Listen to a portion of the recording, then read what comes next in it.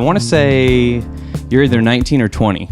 Nice. So yeah, we're getting up there. We're almost drinking age at this point. Right, exactly. But we got Wilson Stern of the infamous rap group duo 2 Bit and many other projects. That should be my main accolade. That's like his main accolade. He just walks out with that song and everything with the band. Yeah, dude. Man, that's crazy. So, per your suggestion, I went to Kevin after I'd shown you those demos, and you were like, you should go to Kevin. And I had the home demos, but I was like, he'll spice them up. Like, he'll take what I got and spice it up. We went in there with Drew Allen and John McCravey, and dude, That's they perfect. spiced it up. They put in all real instruments, and everything is sounding so groovy. I know you haven't heard any of it yet, but it is. But you did post some clips, right? I think I saw some in-process stuff. The in-process stuff, yes, but I haven't released any of the music on the clips publicly. So Nice. all the music is locked up right now. Cool. Yeah, it is cool, man. I'm very stoked on it. But we got a lot of cool players on there. We got Matthew Stanland. He's doing electrics and all that. So should be tight. Yeah, Kevin's really good at seeing the vision, and he always puts together a really good team. Because he's just a great hang, So it's like lots of people are just friends with Kevin and want to hang out anyway. And so That's it's it, man. The band is always killing on his sessions. Yeah, absolutely. Yeah, it's funny because I grew up in the church, and so going to the church to record and him being a pastor, and I was initially I was like, should I even send him these songs because they're so dark? And not that they're anti-religion in any way. In fact, they kind of incorporate a lot of it, but it's just it's am I really going to send? And I didn't know Kevin that well, but anyway, like you said, when I got to hang out with him, I was like, oh, this is the first time I feel like everything's cool. I'm cool. I feel good here. The studio's rocking, bro. It's crazy. Have you been to the church studio yet? Yeah, I have. I've recorded in there a couple of times, and actually he was just finishing up an additional room. So he had built the live room where you can have basically a full rock band, but now he's finishing out an additional room to that, and it's pretty sweet. I haven't seen the back room yet, but I had a band come in for band practice when we were doing something there one night, and it was it's crazy how quiet it is in there, even with drums and stuff. It is loud, but it's not overwhelmingly loud. You can still go to the band room down the hallway and record or whatever, but that back room to this actual control room has apparently a whole different area to it too. Yeah, it's pretty big in there. And then the whole back alleyway with the amps and everything he's gonna put in, it's gonna be sick. Yeah, that's tight, man. So you are when are you officially leaving Florida? Basically the end of June. I start my new teaching gig in August, so I got to be moved by then. That's cool. So how do you feel about teaching? I love teaching, man, and especially every year I get older, it's more rewarding. It's something that I have done since the beginning of college. So I mean, I probably had my first student in 2010. So at this point, I'm a seasoned teacher. Even though I've been performing that whole time and everything too. But I mean, that's been the day job is private lessons, teaching in schools. Gotcha. Student ensembles and things like that. But the older I get, the more I feel it helps my practice as a musician. Having to constantly package everything I learn to teach to another person really deepens what I'm doing, and then also I don't know, it's just a very wholesome thing to do with your life too. So much, especially with working on my own original music, it's very much about me, but then going into teacher mode, it's more in this selfless, kind of when Kevin gets in his pastor space, or even because when I worked under him at the church, I even I preached a sermon, and I did some ministry in my position as music director there too. And it's same with the church stuff. It's nurturing the community and helping people get through things in their lives, and it's to have that as a counterbalance to the very self-centered original music thing. It's Sure. It's really helped me a lot. It is, yeah. I think it creates legacy too, more than anything else. Because you're so personally attached to the beginning of what could be their music career, their life, I think about being 11 and going in for guitar lessons, and the guy that taught me, he was only 15 years older than me, but I looked like he could shred, and I was this guy is gonna be famous. He's this is the next rock star, because when you're 11 you're I've never seen anybody could play like that, right. And so especially in Chiefland, because whatever, but anyway, yeah, man, it's crazy because it was such an impact on my life, and now I'll play shows with him on occasion, or like he'll open for me or I'll open for him or whatever the circumstance is, and it's like, dang, full circle. Like truly. Or he's even like recorded on some projects of mine, and I'm like, that is such like a full circle moment, because like whatever. But that's exactly what I'm saying with you, is like these kids, man, may go on to like do something phenomenal, and it's like, well, it all started in this classroom with that. Like that's what's so rewarding to me about like the teaching thing. And I've never really done it, done private lessons on occasion, but nothing on the level of what you're talking about. Absolutely. I mean, I've got some high schoolers now who started with me when they were like either freshmen or like end of middle school, you know, because now I've been back in Gainesville for so many years. I've, you know, really seen a lot of kids go from zero to really accomplishing a lot. And like now I've got kids starting their own bands and kids who have, you know, produced a couple of their own performances. Like I teach a couple of students who go to the high school that I graduated from here in Gainesville. And the program is really cool, and the band director lets the students kind of produce their own performances. Like they have a certain amount of student compositions and student arrangements, and it's really like they'll put together a combo and they'll present their work outside of just the full band concerts. And like seeing my kids not only get that opportunity but like really rise to the occasion has been like so cool. Absolutely. I kind of talk about it like in a downer way, but I think it's just because of where I live, especially not just Chiefland, but like the surrounding area that's outside of Gainesville. Like you don't really see a lot of kids picking up instruments anymore. And I think in the city, like just as an example, what you just said, it's like, it's great to hear about kids being eager to actually like make something.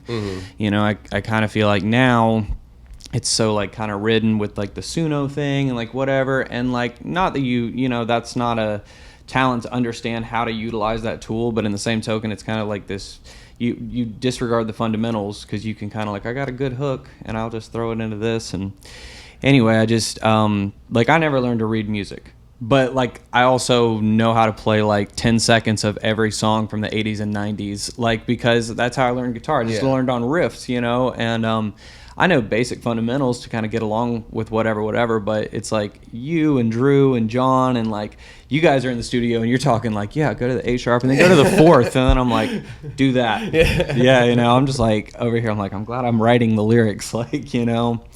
So I would like to get better at that. I just think when I was learning guitar, like I was so young that it was kind of like, well, the only way to keep me hooked is going to be to like, I want to learn this AC/DC song so I can play it 1,000 times and whatever.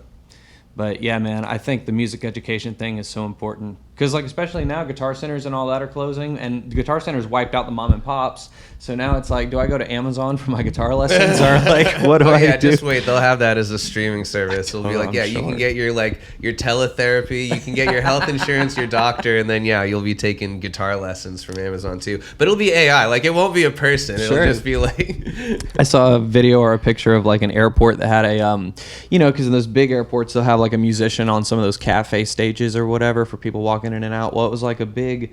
Oh, it looks like a vending machine with a screen? Is yes, that what you're talking about? yes. And it was just a musician. And it was like, pick your song. And he would do his video of the song. And oh, man, it was like, what is going on? To me, my question is like, is that better than just a jukebox? Like, do I really... Because if I'm playing background music at an airport, I'm not really trying to package my, like, visual look in the way that I would be for... Like, there's no lighting. It's not like people are, like, coming to, like, watch the airport musician like this. It's just, like, I want to like, be, like, working on my...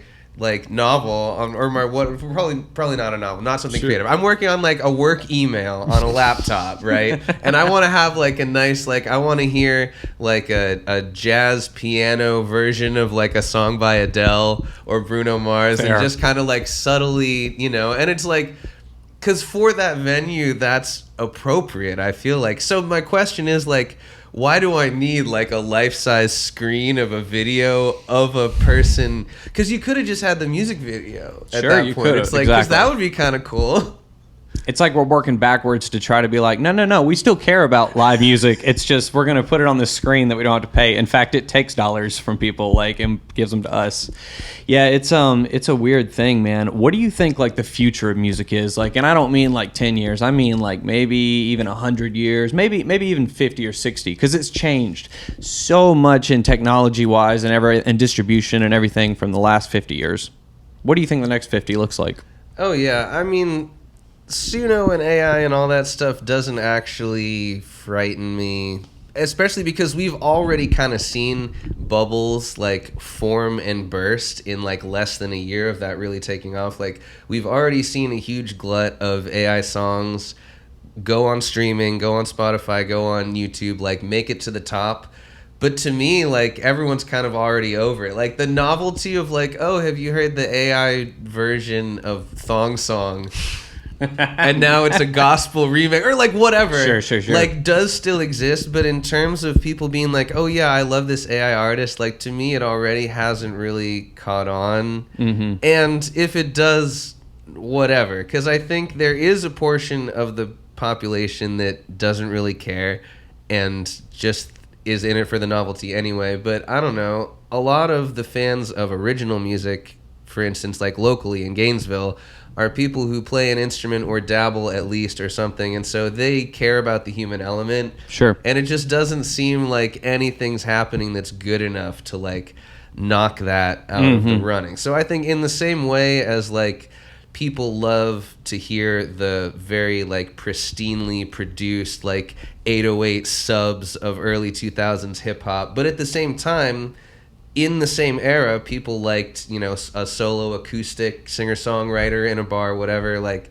I think there's always both. I don't think that anything has like fundamentally like tipped the scale. Right. I think you're right. And I think for people like what you're talking about, like you and I and people that appreciate live music and whatnot, it will be the last ones to fold. But like, you know, you're thinking about Karen that, you know, that works at McDonald's and whatever. And she listens to the radio and, you know, it's like I'm playing live shows, man, and I'm not lying. I get requests for like an AI artist, and I know it's an AI artist. Or it's like, can you play this on the jukebox? And I'll play it, and I'm like, oh, here we go, another generic country song. I'm like, no, it's AI, and I'm like, oh no, they don't know. And so like, how you know, how long until the AI gets so good that it fools the masses? I mean, it already kind of is, but like more and more and more until it's like, oh, I can't tell. And you know, I really love Coldplay 2.0 over the OG. Like, you know what I'm saying? Like 100%. I wonder though,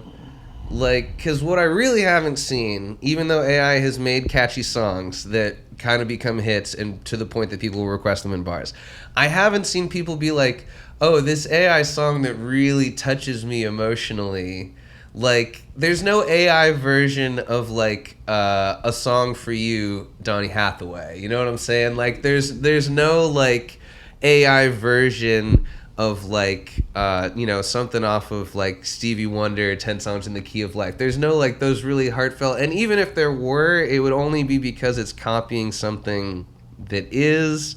But then on the other hand of that, even if there was, it's kind of like, well, there's a human element of that audience member appreciating that, even if the thing is AI and they're like, oh yeah, this AI song made me cry. It's like, they still cried human tears. They haven't gotten us until there's an AI audience.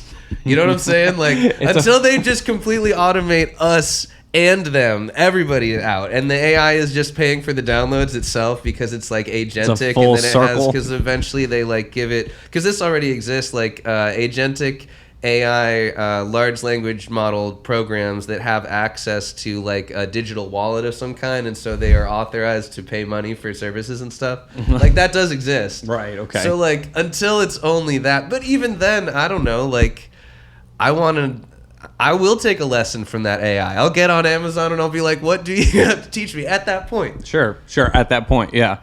Ticketmaster, AI audience. Yeah, exactly. You got to think about. Yeah, there's no blue dot fever if No, you can just that's have what I'm robots. saying. You know, they have the Tesla robot like comes in and like gets a popcorn and That's like what I'm sits saying. down. Sits down, and it's like, yeah, man, yeah. Well, it's kind of like it's like that Radiohead song, like "Fake Plastic Trees." It's kind of like just a full circle of like, what are we doing? We're just like manufacturing to manufacturing, like, you know. And it's like, that's and I said this before, but it's like, okay, Spotify and my conspiracy is they're already doing it. Spotify's creating the AI artists. They're putting them on the top of the Spotify charts, which they own of everything. So Spotify's the new radio and has all the power. It's a private company, and it's like doing like, So eventually it's like weeding out the middleman, which is like us. And Totally. it's not to people like there will always be appreciation of the players that actually play, but then there's the mass audience that like is just eating McDonald's, and every year it's like, I really love them chicken nuggets. They're like so good. Keep putting out 40 song albums. Like, I love them chicken nuggets, you know? And it's a weird time, man. I think after this project, I'm going to totally switch genres. And I'm not talking like, I've done country and rock and all that other stuff, but I think I'm just going to get a new name. I'm going to start rapping. And I'm not lying, bro. I'm going to shave my head. I'm going to just start rapping. Like, I'm just going to, I don't know. Maybe. I mean, you know, all bets are kind of off at this point. For real. Especially because to me it was like the 1950s, 1960s idea of marketing and like cable television, and like you have not that many channels, and so you have to sort the consumer into not that many groups of people. And so it's like, okay, I sort of associate this sound and this aesthetic with this type of person in this tax bracket and all this.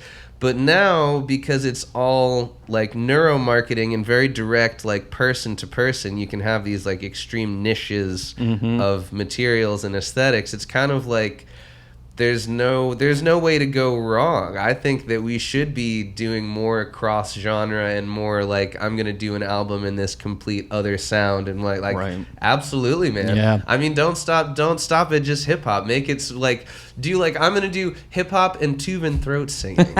You know, it's like, I'm gonna be playing like a horsehair fiddle, and Yeah, I'm gonna give okay. you like authentic Mongolian folk, but then also Okay. hip hop beats. Like, kind of like when Andre 3000 did the flute album. yes. Yeah, but that worked though because everybody sampled it. Oh, I wasn't aware of that. Yeah, well, I think that was gotta- like the big intention too. It was gotta like, get I'm gonna some of make those all these samples. little hooky like flute parts, and people would sample that. Like, you know, I don't know. That was part of the marketing that I had That's read. very slick. Yeah, it's not bad, right? I mean, it's such a left field thing too for like a rapper, like especially Andre 3000, be like, nah, I'm gonna play the flute. You know, Tyler Childers even did like a full instrumental record that was like all fiddle. That was really cool. You know, and it was obviously his lowest selling record, but it was like the people that love music is like, wow, this is really good. There's something to be said for like tightening your inner circle to like the few people that are already bought in, to like really give them something that's for them. I feel Totally. like that gives you Yes. longevity, and it's just like, that's how you do it with soul too. You know, True. It's like, keep yourself going. Mm-hmm. Yeah, man, that's the hardest part, is keeping that fire going. Yeah. Is like, just, you know, and I think it's such a weird time now because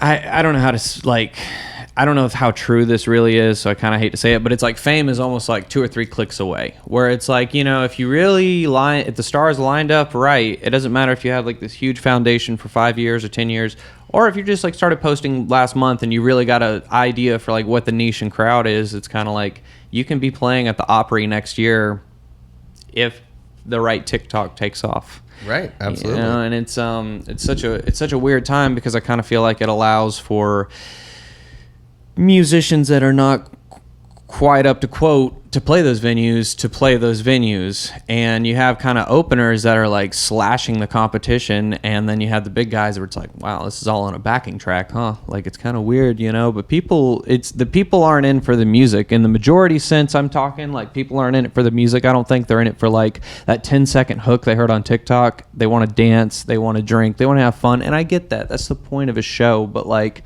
also, like, you could go to like a club, or you could go like I feel like there's better places to do that other than being like, I'm gonna go pay a ticket and I'm gonna get there and I'm gonna drink and talk really loud over everybody else. Like, you know, it's just a strange time. Like, I think I'm kind of so despondent to it because I'm like playing in bars 4 or 5 nights a week, and I'm like, wow, I just don't know if this is it, you know? Yeah, like, you're playing to like, just because I mean, I play those gigs too, and you know. really are playing to like just the back of the crowd. Like, if you think about any gigantic crowd, and even like what we think of as the most bought in, the most hip crowd ever, like if you think about Woodstock, if you actually focus on just the crowd of, say, Jimi Hendrix playing the national anthem on his guitar, you've got this like nice thick bar at the front up next to the stage who are facing the crowd or facing the musician. They're like, where they're really bought in, they're watching, they're there for that. Then you have the middle, who's kind of like, it's groups of people, and if it's like a party of 5, 2 of them are facing the stage, and then the other 3 are kind of talking amongst themselves. But then the back, you have this striated, just like first of all, they're consuming levels of alcohol that are just not conducive with not conducive with consuming any kind of art, right?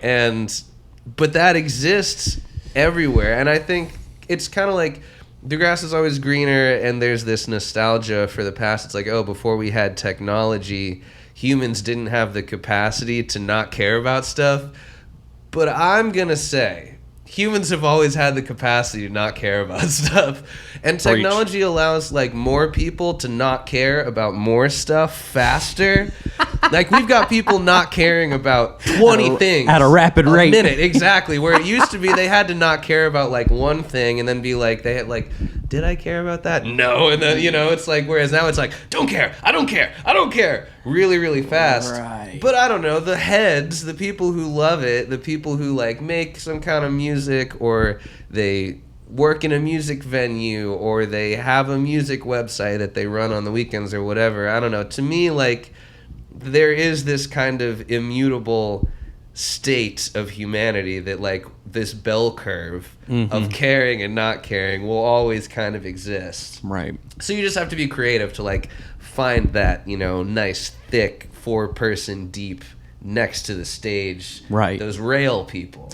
The rail people. That's good. I like that. Yeah. I feel like there's going to be like a musical civil war one day against like AI and against like musicians. It's like the Terminator. That's what I'm saying, right? But we're just out there in a Guitar Center parking lot, and it's like the signs falling off the Guitar Center, and we're just, fighting the computers. Yeah, man, it's wild, and I think we're all fighting for the public, and I, for a long time, I think I was like so annoyed that people didn't get it, but that's always existed. Like, there's always been obtuse albums back in the 70s and 80s that are people are like, what the hell is this? And there's 10 people that are like, oh my God, this is my number one album. Like, and it's like, I forget who I think I was talking with Cliff or somebody, and it was about how, the difference between like a Sturgill Simpson and a Morgan Wallen concert is like Sturgill Simpson concerts, like there's not that many phones out. People are like in the music and they're like what you're talking about, where they're like the people that appreciate that. And then there's people like at the Morgan Wallen concert that are like, my phone's out the whole time. It could be a cool concert movie at this point, because it's like, I want to show off. It's like firework videos though. You never go back and watch them because the audio is probably terrible. And then like the ones you do post, it's like, well, it's really just for the fame and glory of my account, and I'm not saying any of that's bad, but I also just think that it takes away from it kind of goes back to like hating 20 things a second, because it kind of takes away from anything good, because you're like good, bad, good. Like, it just doesn't matter though. It's just a flick of the thumb, and I think that's why I'm also so burnt out on the social media thing, where it's kind of like, man, what is clip farming? Like, what is like all of this? Like, I'm making all these lyric videos over the drone stuff that I do, and it's like, I think they're cool videos, but it takes me like 5 minutes to make, and then it's 20 seconds to watch, and then it's like it gets 100 views, and it's like it doesn't seem to really be working with the algorithm. But then you like look it up, and you're like trying to chase the tail of this quote unquote algorithm, and it's like, do a dance now. Now you need to like put on this hat, and it's like, bro, I didn't get in this business to dress up like a clown because you want me to. Like, it's just, and it's so strange because, it's once again with the Spotify thing, where it's like it is the radio. It's the only outlet to really push yourself, unless you're doing that guerrilla marketing, like, and that does appeal to the good fans and good people that listen to music, and I love that. I'll always be there for that. But the whole idea of like, I'm looking for that mass appeal without trying to sell my soul, it's like, you either got to be out there like trucks, beer, river, go, and then like, and on the tailgate rapping and whatever, and it's like, you got to clip that up and make it look flashy and cool, and then just like, boom, that's like the ticket. And I get that, but that's kind of just like selling the record contract to a major and being like, I'll dance, I'll do whatever you want, like.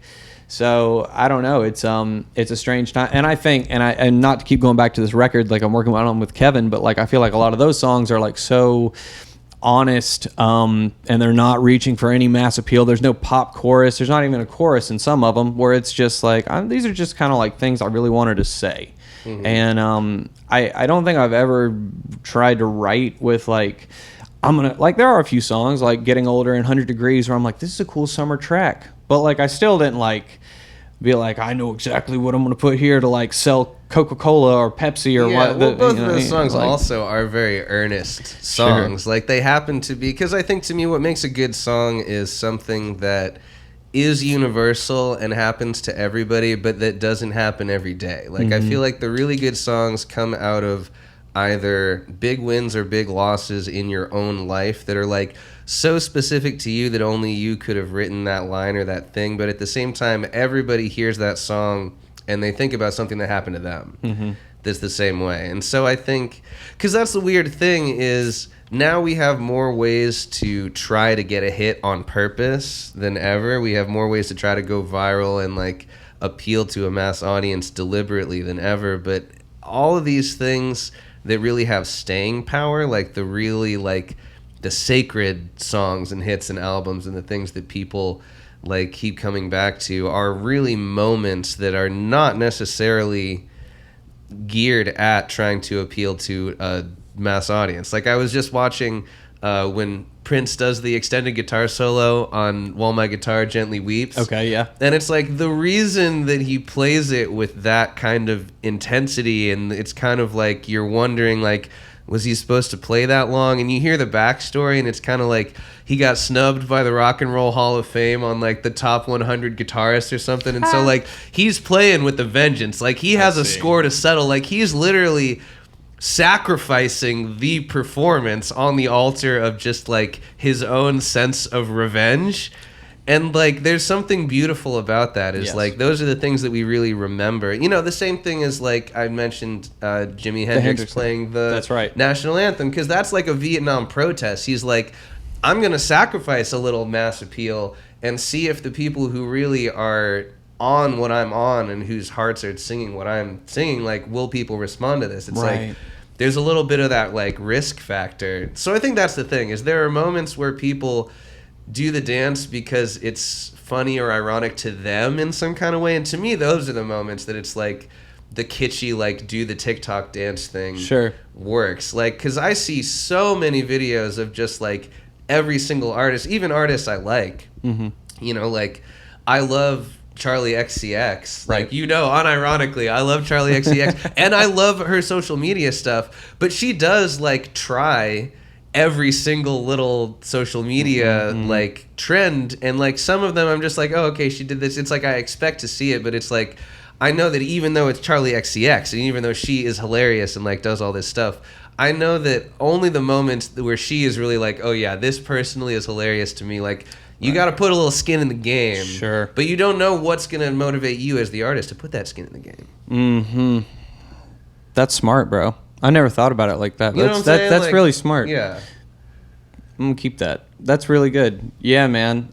Do you think the instant connection with an artist like that takes away from it or adds to it? Because like, you know, back in the 90s, let's say early 2000s, like I remember like, you know, going to friends' houses, they had a Kurt Cobain poster on their wall, right? And he's like sitting there with the acoustic and he's smoking the cigarette and he's on the sidewalk and I'm like, wow, what a cool guy. And it's like, that's the only kind of... Because you see those little glimpses of like a VHS tape that somebody like edited and they're like, oh, this clip of him, but it's like, yeah, there's no deliberate videos of Kurt Cobain like doing the 6-7 hands, you know? AI will take care of that. Don't worry. Definitely, yeah, we'll see it now. Yeah, it's now that I've put it into the algorithm because someone said it. It's like, oh, there's the potential for the trending 6-7 hands Kurt Cobain. There's already a bot on it, bro. Don't worry. Exactly, they're on it. but yeah, you know. I think you. So even if he wasn't, because even today we have many artists who like do not deliberately do any of that viral social media stuff, but you'll still catch a video of somebody in an interview or whatever, and they like ironically do the 6-7 hands, even if it's someone who doesn't, and it's like, despite their best efforts, goes viral with the 6-7 hands. Right. So I think we might see, I mean, there would still be like, I don't even know, like a video of like, go back a few years, it's like Kurt Cobain like ironically flossing, but someone happens to catch it and they're like, oh, like this is the viral moment. So I think it would still exist, but like, yeah, I don't know. But it seems like your question is like, would an artist who does not care at all about that stuff still succeed on that like mass level? Mm-hmm. And like, I don't know, because the music video era was a certain time where you had lots of non-music people investing all of this time and money in like finding someone to point the camera at who has this idea of like cool, like the Gen X like punk rock rebellion. Sure. And it's like kind of like dark and melancholy, and it's the Ani DeFranco or the spice like that made it. Morissette. Yeah. It's like the like angsty. Because that exists, but it's kind of like only the people who really... To me, the equivalent of that now is like Boy Genius, who I love. Phoebe's great. But it's like very... Yeah, she's like very aware. It like forces you into this kind of self-awareness.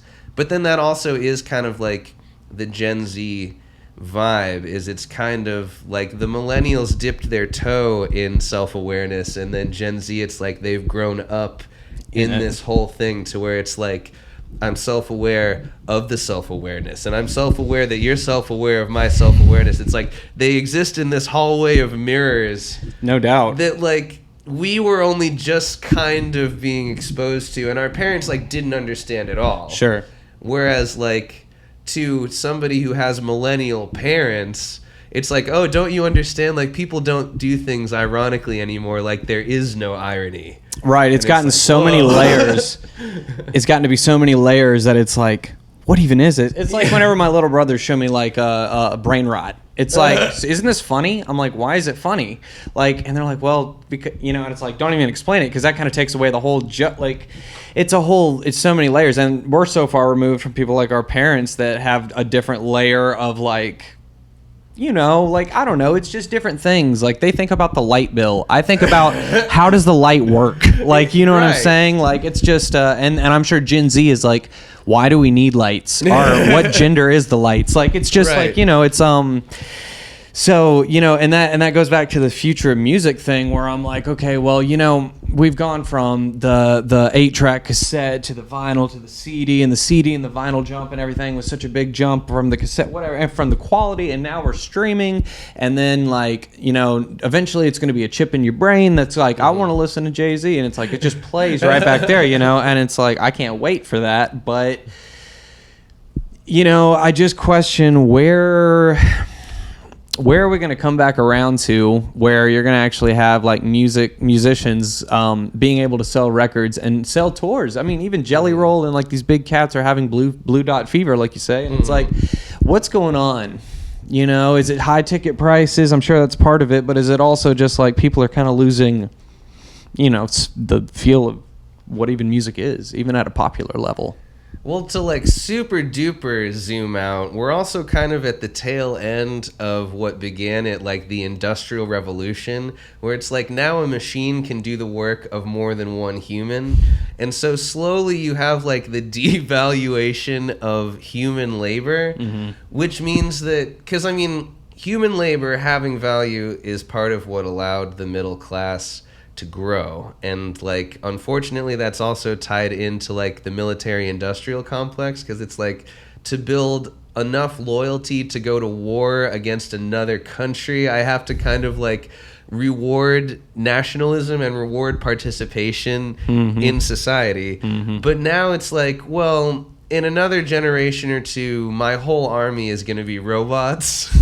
So I don't need to have the loyalty of this large middle class. So really, like, if I'm the overlord of society, it's better to just go back to having peasants. Like, the feudal system was really, like, the best thing. And there you had a hard line. It's like you had art music that was, like, a rich person was like a wealthy patron of the arts and would like pay to have like Haydn or Bach or Mozart like live on their estate, like have one of my like other properties, and you just live and you compose music and I have a nice party for my other rich friends, and it's like, yes, this piece was commissioned at a price of whatever, and I paid so many diamonds and pieces of gold to have this. And so, but then you also had folk music, which was very, very separate, which you would still have some practitioners because, for instance, you have places like the church where it's kind of like rich and poor coming together. And so there are these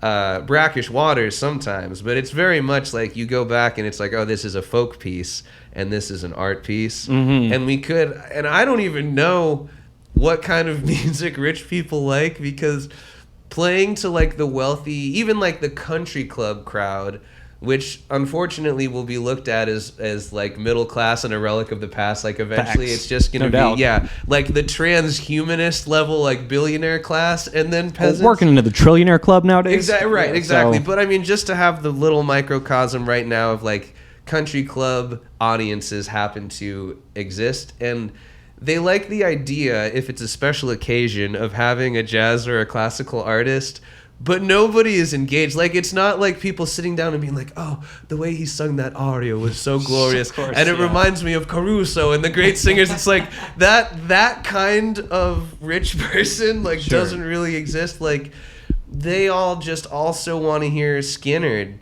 Or even Yeah, worse, dude. Morgan Wallen. Even though I love, in the right moment, I love Skynyrd and I love Morgan Wallen. But what I want to say is, like, neither one of them is Caruso or Pavarotti. You know what I'm Exactly saying? right. So it's kind of like, I wonder what happens in the future when we get this divide again, when it's not like the middle class sound of the radio brings everybody together. Once it is like the peasant music, the people who are slowly evolving into the underground Morlock people, like in the Time Machine. Yeah. And it's like they've just like splayed out into two different societies and they don't speak the same language. They're just like gremlins that live under the, it's like, I haven't seen the sun and my eyes don't work because we evolved out of that 2 generations ago. Yeah. So I don't know.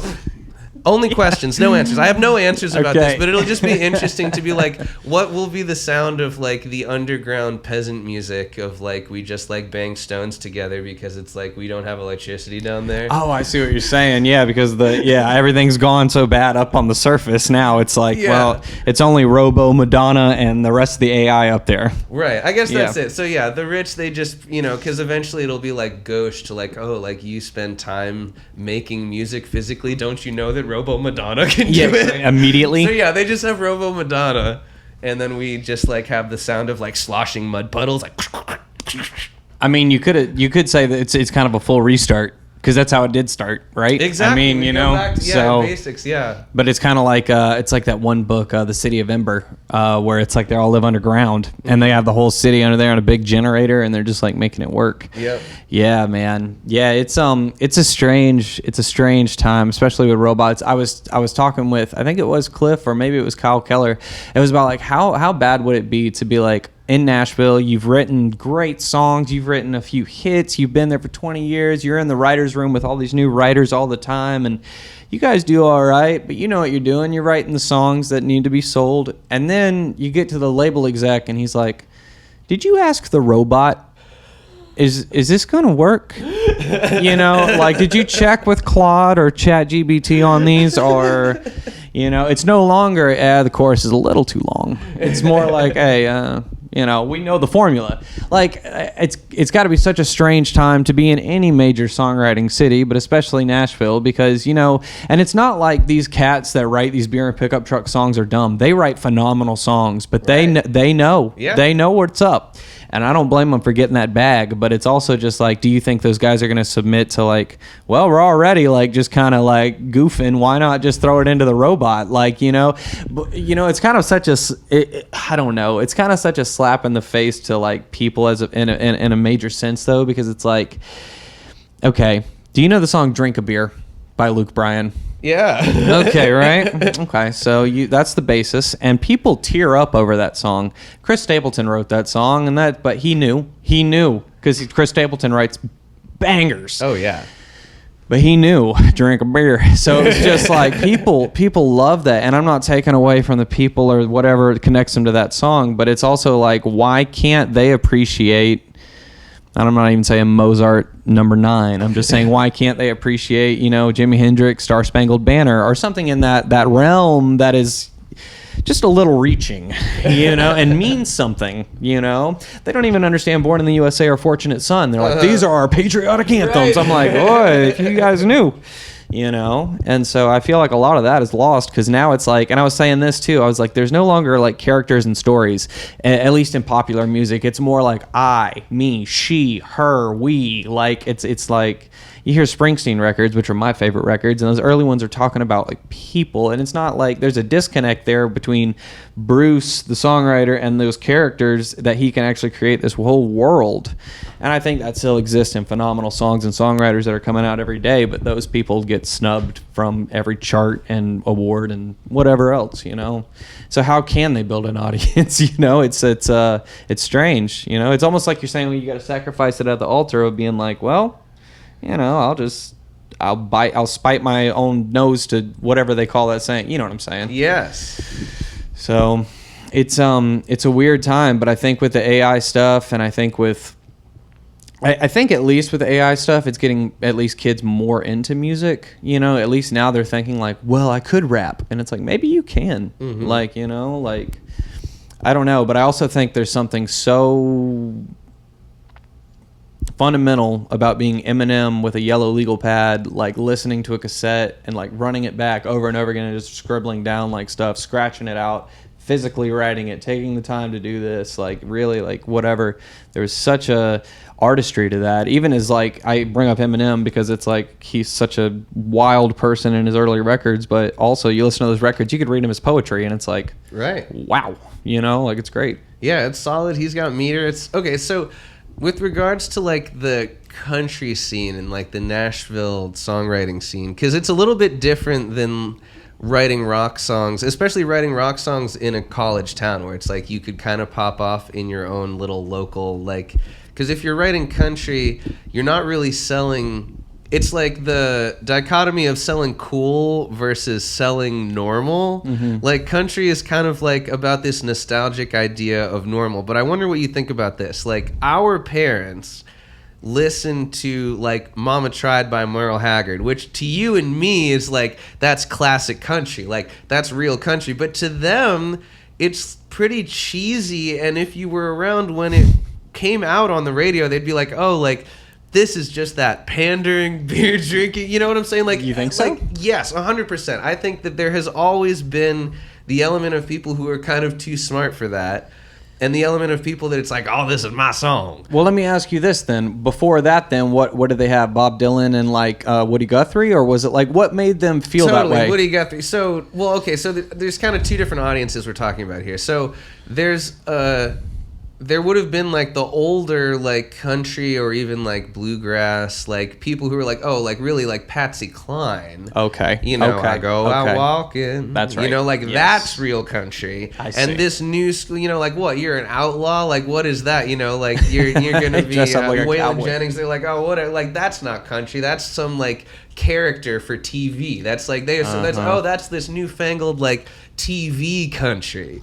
But it's like eventually time will go forward and you will kind of lose that conversation. But okay, but then the other audience, other than like the classic country, like 40s and 50s country, distinct from 60s and 70s country, is you have like the folk people, the Woody Guthrie people who are like, oh no, like you've got to just have an acoustic guitar and say something really poignant about society, and you can't do this like apolitical country thing. But I don't know, to me that's like you still have the same, because again there's like this immutable law of the human bell curve of like you've got the people on the rail and then you have the medium people and then you have the just like hanging around the bar, like they don't even know, like you'll ask them next week like, oh, who did you see, and they'll be like, I don't remember the name of the artist, and it was Jimi Hendrix at Woodstock. It's like I don't know, it's like to me it's like it's so hard to change a species fundamentally. Just the fact that we still have like country people and educated college town rock people, like we've, since both those genres have existed, it's like nothing has swayed that at all, generation after generation. And eventually it'll be something else. Like when you and I were young, there was like emo and scene music, and you Right. would listen to From First to Last. But then the From First to Last dude became Skrillex, and it's like, okay, so a lot of those kids like now the scene is dubstep, but it's still a heavy halftime, like minor key music, and you still wear a lot of black and have like dye in your hair and piercing. So it's like that element of person kind of like never has gone away. Right, just morphed a little. Yeah, so it's like Yeah. the technology, like the means of delivery for all this stuff, and the medium is changing, but like I just have not seen that much change in people. So even kids, like, because I think, yes, perhaps it's true that observably you don't have as many kids picking up guitar, but I feel like all the kids that would have picked up a guitar when we were young are at least making beats now. And it's like, does it really take more to play Come As You Are by Nirvana and only learn that song, by the way? Only because think about like the bell curve, like the top of the bell curve. Most people who own a guitar in our generation, they learned Come As You Are. They can't play anything else. Literally can't play anything else. Sure. Like, did it take more to do that than to make two beats and just have two beats? Like, I don't think so. No, right. You have to have, well, of course, they both take their own thing. I think it's just a matter of like, and I don't know if this is true, but I'm sure it exists, where it's like there's the kid that's like, I have a laptop, I have no microphone, I have nothing like this, but I do have Claude, which will write poetry, and then I have Suno, and I can just take the poetry here and I can say, make it sound like whatever, and it'll pump out this. And then you have people that are literally like, I'll release that and call it mine. And it's like, and that might take off and get some streams and really actually make them some money.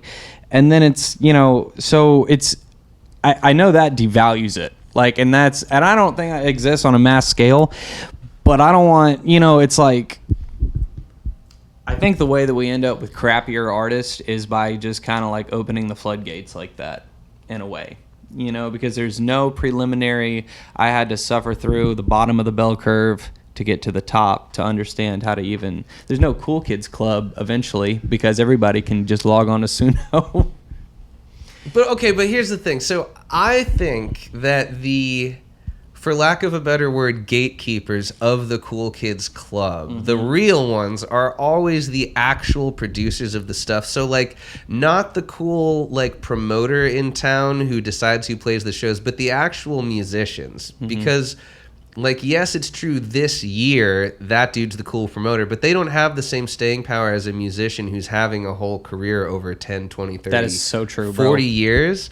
So like Yep. the people who actually make the stuff know what it takes to actually make the stuff and like always will. So even as it gets easier, it's like there will still like, I just don't see a cadre of AI artists being like, oh yeah, now we rule the roost, and we like, because there will always be enough actual, and I don't know, actual artists, like whatever. Sure. AI art is cool in its own Sure. way. Some way, Like yeah.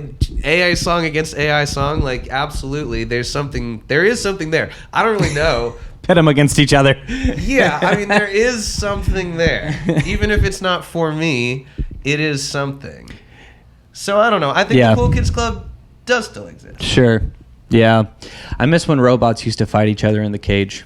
Yeah, robots need to get out of the writer's room That's what I'm saying. and back in the arena. That's what I'm saying. Yes. UFC for the robots here. Yeah. That's what I want to see. And okay, we have better robots, so maybe they can sing while they fight each other. Oh, that's cool too.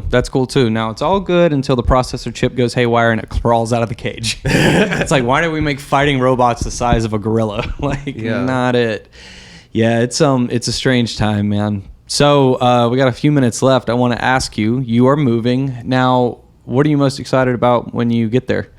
I mean, I know you got the teaching thing, but... Totally. I mean, so being in Milwaukee and just being like in the Great Lakes region, it's like you have a lot of really great cities Okay. all together, and you have just a lot of culture and a lot of history. So it's going to be cool to just like get to explore. I don't know if you knew this. Did you know that the movie Bridesmaids is set in Milwaukee? I did not. I was watching it the other day and I was like, oh, why do I recognize that place? And then it's like, but they actually reference Milwaukee like all over that movie. Like when she gives her the special gift box of all her favorite things, she says, oh, she got me all my favorite things from all my special places in Milwaukee.